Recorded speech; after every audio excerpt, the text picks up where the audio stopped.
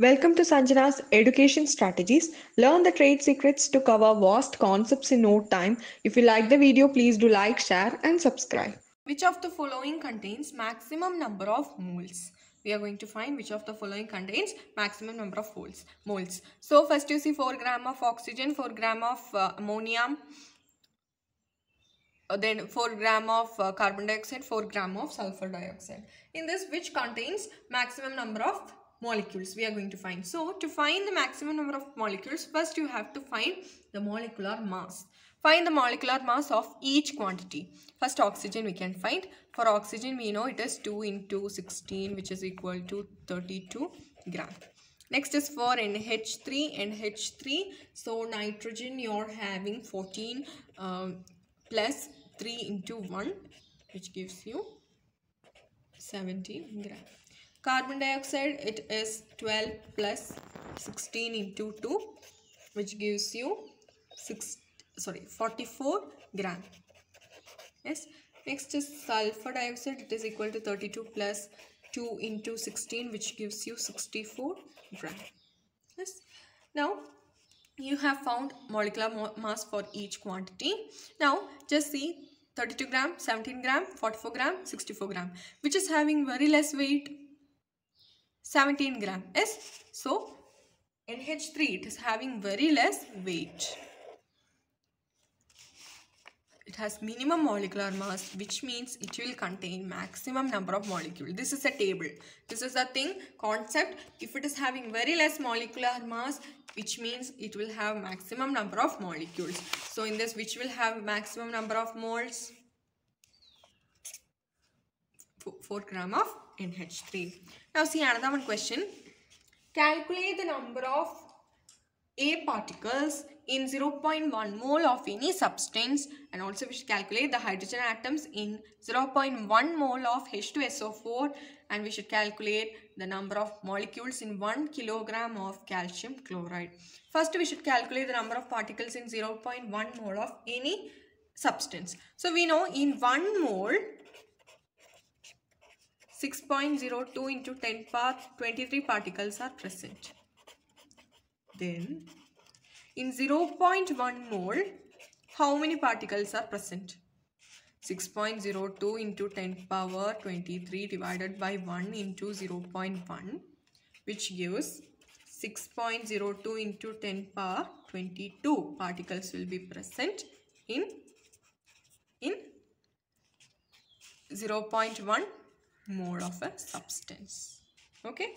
Next, what is the question? Hydrogen atoms in 0.1 mole of H2SO4. So just I will write it here.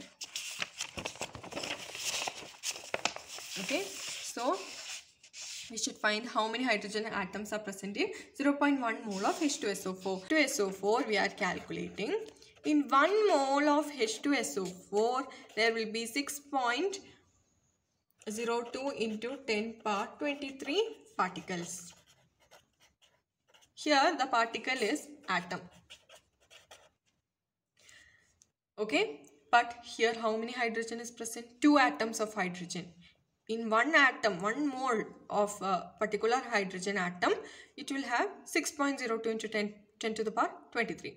But in 2 atoms of hydrogen, it will have 2 into 6.02 into 10 to the power 23 atoms of hydrogen will be present.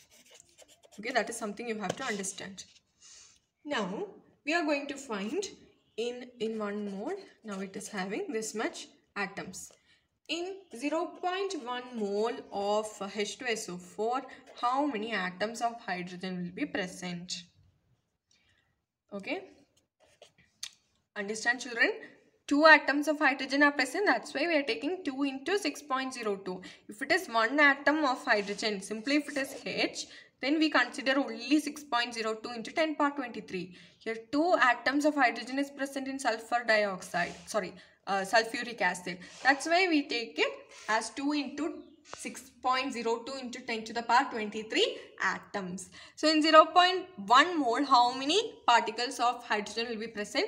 2 into 6.02 into 10 to the power 23 divided by 1 into 0.1. So on calculating we will be getting 1.2 into 10 power 23 atoms will be present. That is this sum. Now see the C part, last part.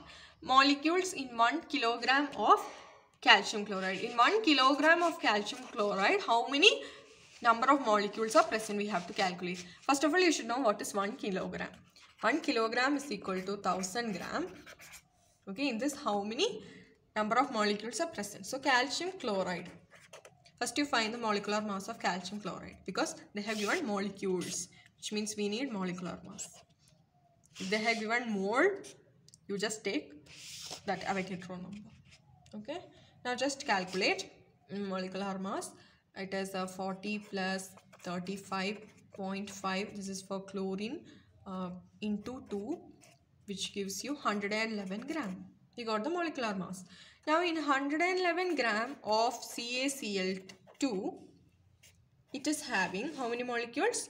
6.02 into 10 power 23, standard thing. Okay, then in 1 kilogram, that is 1000 gram of CaCl2, how many molecules will be present? So just use my trick, divided by 111 into 1000.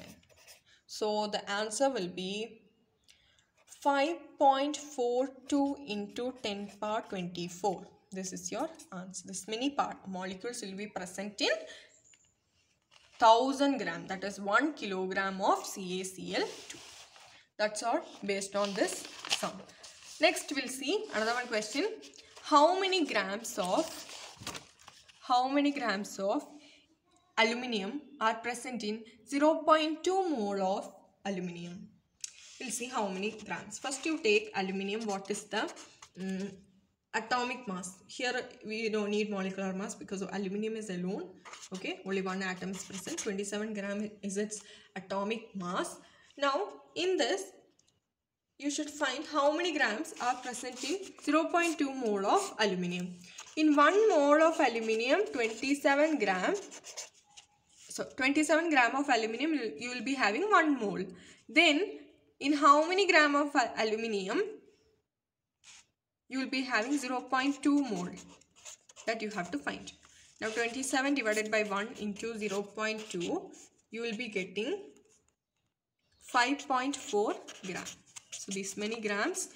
The molecular formula for elemental sulfur is S8. We know normally sulfur, it exists in S8 atomic form only. So it is known as elemental sulfur. So in a sample of 5.12 gram of sulfur, how many moles of sulfur will be present? We are going to find. First we will find the molecular mass of sulfur. One sulfur is atomic mass is 32. So 8 sulfur it will have 256 as the molecular mass. Now you have to understand 1 mole of sulfur it is having 256 gram. Then how many moles of sulfur will be present in 5.12 gram? Which we have to find. You have to start the cycle. 1 by 256 into 5.12 gram, which equals 0.02 moles. Now see the second part of the question. How many molecules and atoms are present? So to find molecules and atoms, you have to just use the Avogadro number. Okay. So in 1 mole, 6.02 into 10 power 23 particles will be present. Here you see, already I taught in a previous sum, when H2SO4 was present, we have to find the number of hydrogen atoms present in H2SO4. So we took Avogadro number multiplied with this 2. Same way here S8 is present. For S alone, for sulfur alone, 1 atom of sulfur alone, we can take 6.02 into 10 to the power 23 particles. But here 8 atoms of sulfur are present. So you have to take it 6.02 into 10 to the power 23 into 8. Okay, now this you have to multiply it with this number of moles. Okay, so you'll be getting 1.204 into 10 to the power 22 particles. Okay, so that's it based on today's topic. So these numericals, if you please work out 1 or 2 times, you'll be thorough with it. Based on these numericals only, you'll be getting many questions. So another one special thing which I have to tell you is, this is a small trick to learn. Okay, the formulas. If you have any problem in doing in this way, you can learn in this way also. That is, if we have to find number of moles, if they have given mass, you divide the given mass by molecular mass of that molecule, or you can divide it by atomic mass if it is an atom. Then you will get the number of moles. If you have to find volume when number of moles is given, then you should divide you should multiply number of moles with 22.4 liter. Then you can find volume, which is at SDP condition. If volume is given and you have to find number of moles, you divide volume by 22.4 liters. Okay, if number of moles are given and you have to find mass, you can just mass or weight, you can just multiply it with molecular mass. So you will get mass of the particular compound. So this is a small trick. If you just learn this M, N, V in this order, if you learn, you will easily understand. That's it about mole concept, Avogadro's law based problems. So I have given a test yourself sum, and if you have any doubt in that sum, you can just show it in your comments. And there is a small trick for you to learn reactivity problems, that is like balancing reaction, for redox reaction, oxidation reaction, all those things. You have to know reaction formula. Basically in neutralization, all acid base chapter, you will be having so many reactions. So to learn reactions easily, you can just see to this: base plus acid gives salt plus water. This is neutralization reaction. Just mug up this table. Just you have to by heart this table, so you can do any problems very easily. Okay, so metal plus acid gives salt plus hydrogen will be liberated. Metal carbonate, M will be denoted as metal. Metal carbonate plus acid, it will give you salt plus hydrogen plus carbon dioxide. Sorry, hydrogen not water plus carbon dioxide. Metal sulfate, if it is metal sulfate, salt and water will be formed same, but sulfur dioxide will be evolved. Metal sulfide plus acid, it forms salt plus hydrogen sulfide. Metal plus water on heating, triangle del represent heating, gives metal hydroxide plus hydrogen. Metal plus oxygen gives metal oxide. Metal plus steam, it gives metal oxide plus H2O represent oxide. Metal oxide plus carbon gives metal plus carbon monoxide. Metal oxide plus hydrogen gives metal plus water. Metal oxide plus carbon monoxide gives metal plus carbon dioxide. So this is a particular reaction of oxide, hydroxide, carbonate. Metal plus oxygen, it gives metal oxide. Metal oxide plus water, it gives metal hydroxide. Metal hydroxide plus CO2, carbon dioxide, it gives metal carbonate. Metal carbonate plus H2O also will be formed. Okay, as product. Next, metal hydroxide twice. Okay, so metal hydroxide in your heating, on decomposition, it gives metal oxide plus water. Metal carbonate on decomposition, it gives metal oxide plus carbon dioxide, which is evolved. Metal nitrate, it gives metal oxide plus nitrogen dioxide plus oxygen. Here, not like metal carbonate and metal hydroxide, here nitrogen, that is nitrogen dioxide, and oxygen will be evolved. Oxygen will be evolved extra in metal nitrate. Okay, that is one thing which you have to keep in mind. That's it about reaction formula. If you're thorough with these formulas, then you can do any sums very easily based on this chapter. Okay. So if you like the video, please do like, share and subscribe. We'll just continue this chapter that is based on Charles' law, Boyle's law. The problems we'll be seeing in the next session, and thank you so much.